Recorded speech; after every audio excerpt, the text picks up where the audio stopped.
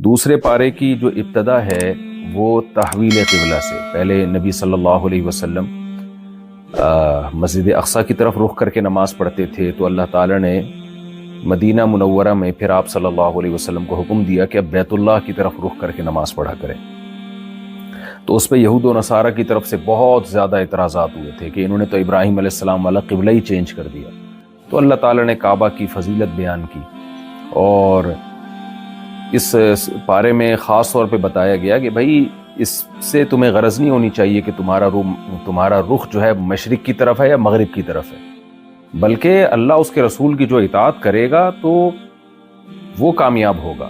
تو پہلے اللہ نے حکم دیا تھا مسجد اقصی کی طرف رخ کرو، تو مسجد اقصی کی طرف کر لینا چاہیے. اب اللہ تمہیں حکم دے رہا ہے بیت اللہ کی طرف رخ کرو، تو بیت اللہ کی طرف رخ کرو. تو تمہیں تو اللہ کی عبادت کرنی ہے، اللہ کی اطاعت کرنی ہے، اللہ کا حکم مان کے چلنا ہے، جیسے جیسے وہ کہہ رہے ہیں ویسے ویسے کرو. اور اس میں اللہ تعالیٰ نے جو ایک اہم آیت ہے وہ ہے یا ایھا الذین آمنوا استعینوا بالصبر والصلاۃ، اے ایمان والو صبر اور نماز سے مدد طلب کرو. غیر مسلم کیا کرتے ہیں، وہ جب ٹینشن میں اور پریشانیوں میں جاتے ہیں تو ان کے پاس پریشانیوں سے بچنے کے لیے نفسیاتی ڈاکٹرز یا میڈیسن یا ان کے جو موٹیویشنل اسپیکر ہوتے ہیں جو ان کو مختلف طریقوں سے گائیڈ کرتے ہیں، اس کے علاوہ ان کے پاس کوئی آپشن نہیں ہوتا. اللہ نے ہمیں بتا دیا کہ بھئی تمہارے پاس تو صبر اور نماز ہے، کیسے تم صبر کرو یہ سوچ کے کہ اس کا مجھے آخرت میں بدلہ ملے گا. یعقوب علیہ السلام پر کتنی پریشانیاں آئی ہیں، اور ہمارے نبی صلی اللہ علیہ وسلم پر کتنی پریشانیاں آئیں. تو نبی صلی اللہ علیہ وسلم نے فرمایا کہ ایک حدیث کا مفہوم ہے کہ قیامت کے دن جب انسان اپنے اعمال کو دیکھے گا تو بہت نیکیاں ہوں گی، وہ کہے گا میں نے تو یہ کیا ہی نہیں ہے، میرا جو نیکیوں کا ترازو ہے وہ اتنا وزنی کیسے ہو گیا. تو اللہ کہیں گے تجھے فلاں موقع پر مصیبت پہنچی تھی، تو نے صبر کیا، پھر مصیبت پہنچی، تو نے صبر کیا، تو یہ وہ نیکیاں ہیں. تو کہے گا کہ کاش میری زندگی ٹینشنوں میں ہی گزری ہوتی. نبی صلی اللہ علیہ وسلم نے فرمایا کہ ایک کانٹا بھی اگر کسی کو لگتا ہے نا، اس کے بدلے میں بھی اس کا گناہ معاف ہوتا ہے. تو غیر مسلم کیوں مایوس ہو جاتے ہیں؟ اس لیے کہ ان کو پتہ ہے کہ اس ٹینشن میں اس کا کوئی آلٹرنیٹ تو ہمیں ملے گا نہیں، تو یہ ٹینشن ہی ٹینشن ہے. تو اسی زندگی کو اصل سمجھتے ہیں. وہ جب یہاں پریشانیوں میں آتے ہیں تو پھر خودکشیوں کی طرف جاتے ہیں. مسلمان کو پتہ ہے بھائی جو مصیبت بھی آ رہی ہے وہ خود بخود نہیں ہے، وہ اللہ کی طرف سے ہے، تو اللہ تعالیٰ اس کا مجھے نعم البدل عطا کریں گے. اور دوسری چیز اللہ نے بتائی نماز. آپ عبادت میں دل لگائیں، اللہ سے راز و نیاز کریں، اللہ سے باتیں کرنا سیکھیں، اپنے غموں میں پریشانیوں میں دعائیں کریں. اس سے انسان کو بہت زیادہ تسلی ملتی ہے. ہم اپنے بڑوں سے کئی دفعہ ہم نے یہ بات سنی ہے کہ بھئی ہمیں جب کوئی غم ہوتا ہے نا تو ہم اللہ کے سامنے رکھ دیتے ہیں، تو کم از کم یہ تسلی ہو جاتی ہے کہ ہم نے اپنی فائل جو ہے اللہ کے دفتر میں جمع کرا دی ہے. دیکھیں جب کوئی آپ کا کام اٹکا ہوا ہو، کوئی پروجیکٹ آپ نے منظور کروانا ہو کسی ٹھیکیدار نے، تو کیا ہوتا ہے، وہ کہتا ہے بھائی میں نے فائل تو جمع کرا دی، اب جو میرے بس میں تھا وہ ہو گیا ہے، تو اب دیکھیں آگے گورنمنٹ کیا فیصلہ کرتی ہے. تو یہاں بھی یہی ہے. آپ نے حکومت کا تو پر اعتماد عام طور پہ نہیں کیا جا سکتا، کبھی کام بناتی ہے کبھی نہیں بناتی، لیکن جب آپ دعا مانگتے ہیں یا نماز پڑھتے ہیں تو آپ اپنا غم اللہ کے ساتھ شیئر کر لیتے ہیں. پھر تسلی ہو جاتی ہے جو میرا کام تھا وہ میں نے کر دیا، اب اللہ جو بھی کرے گا میرے حق میں بہتر ہوگا. تو یہ آپشن بھی اللہ تعالیٰ نے صرف مسلمانوں کو دی ہے. تبھی نبی صلی اللہ علیہ وسلم نے فرمایا عجبا لامر المؤمن ان امرہ کلہ لہ خیر ان اصابتہ سراء شکر فکان خیر اللہ وان اصابتہ ضراء صبر فکان خیر اللہ. فرمایا مومن کا معاملہ بڑا عجیب ہے، جب اسے کوئی غم پہنچتا ہے صبر کرتا ہے تو بھی اللہ اس کو نواز دیتے ہیں، کامیاب کر دیتے ہیں. خوشی پہنچتی ہے تو اللہ کا شکر ادا کرتا ہے، اتراتا نہیں ہے، اس پہ بھی اللہ اس کو اور زیادہ نوازتے ہیں. فرمایا لیس ذلک الا للمؤمن، یہ آپشن اور یہ مزے اللہ نے صرف مومن کے رکھے ہیں، غیر مسلم ان نعمتوں سے محروم ہے. تو یہ اس پارے کی اہم آیت تھی. پھر اللہ تعالیٰ نے غموں سے بچنے کے لیے دو اور بھی ہمیں باتیں بتائی ہیں تاکہ ٹینشنوں میں ہم ان باتوں کو سوچ کے غم ہمارا ہلکا ہو جائے. ایک بات تو کیا بتائی، فرمایا وَلَنَبْلُوَنَّكُمْ بِشَيْءٍ مِّنَ الْخَوْفِ وَالْجُوعِ وَنَقْصٍ مِّنَ الْأَمْوَالِ وَالْأَنفُسِ وَالثَّمَرَاتِ، کہ ہم تمہیں آزمائیں گے کچھ خوف دے کے، بھوک دے کے، کبھی مال کا نقصان، کبھی جانوں کا نقصان، کبھی تمہارے پھلوں کا نقصان.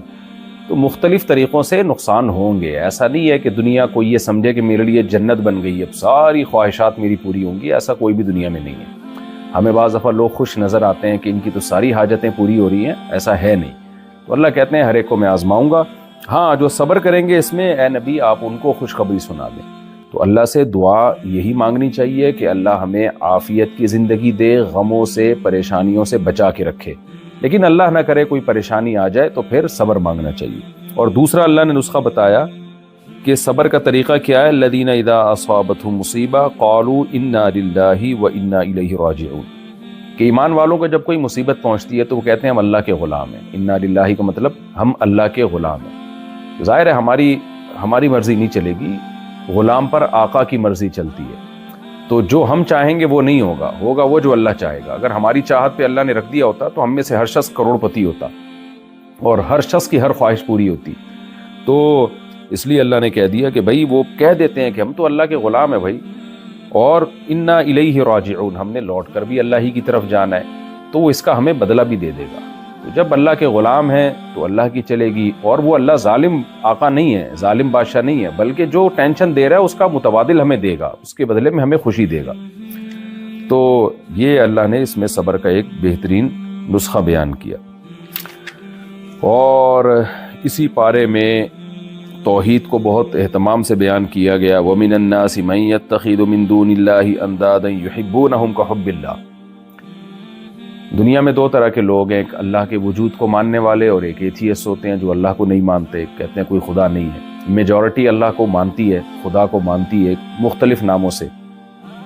تو اللہ کہتے ہیں بہت سے لوگ ایسے ہیں جو اللہ کو تو مانتے ہیں لیکن اللہ کے ساتھ دوسروں کو شریک کر دیتے ہیں، پھر ان سے ایسے محبت کرتے ہیں جو اللہ سے کرنی چاہیے. اب دیکھیں پتھروں کے بنے ہوئے بتوں کے سامنے کوئی مزاروں کے سامنے جا کے مانگ رہا ہے ان سے، کوئی کہاں جا رہا ہے کوئی کہاں جا رہا ہے. تو اللہ کہتے ہیں کہ جو اللہ سے محبت ہونی چاہیے وہ دوسروں سے شروع کر دیتے ہیں. تو اللہ کو شرک پسند نہیں ہے. پھر اللہ تعالیٰ نے اسی رکوع میں ہمیں ایک اور حکم بھی دیا. یا ایھا الناس کلوا مما فی الارض حلالا طیبا. اے ایمان والو جو پاکیزہ چیزیں ہیں زمین میں وہ کھاؤ.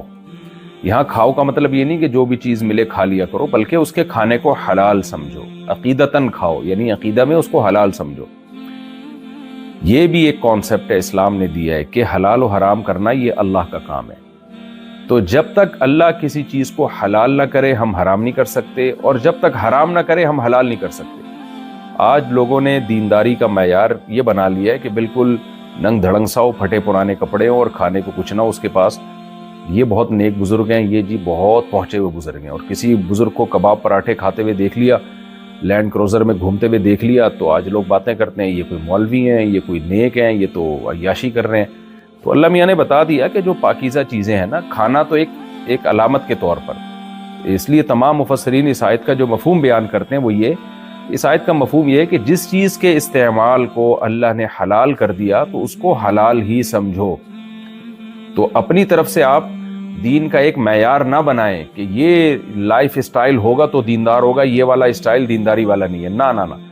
تو ہمیں پیغمبروں میں مالدار پیغمبر بھی ملتے ہیں، غریب پیغمبر بھی ملتے ہیں، صحابہ میں مالدار بھی ملتے ہیں، غریب بھی ملتے ہیں. تو حدیث میں آتا ہے اللہ تعالیٰ نہ تمہاری دولت کی طرف دیکھتے ہیں نہ تمہاری شکل کی طرف دیکھتے ہیں، اللہ تمہارے اعمال اور تمہارے دل کی طرف دیکھتے ہیں. تو اگر دولت میں کسی نے اللہ کو راضی کیا ہوا ہے تو اللہ اس سے راضی ہے. غربت میں کسی نے صبر کر کے اللہ کو راضی کیا ہوا تو اللہ اس سے راضی ہے. تو یہ دولت بڑی گاڑیوں میں گھومنا اور جو ہے اچھی غذائیں کھانا، مرغوب غذائیں کھانا، اس کا دین سے تعلق نہیں ہے. تو یہ حلال کو حلال ہی سمجھا جائے گا. اس کو ہاں جو ناجائز ہے اس سے اجتناب کرے. کوئی عالم اگر ناجائز کام کر رہا ہے تو پھر اس پہ اعتراض بنتا ہے کہ یہ تو حرام ہے، ناجائز ہے، اللہ نے اس کی پابندی لگائی ہے. تو یہ مشرکین کے اندر بھی ایک عیب تھا کہ خام خامے چیزوں کو اپنے اوپر حرام کیا ہوا تھا، اپنے جو ہے نا جعلی معبودوں کو خوش کرنے کے لیے.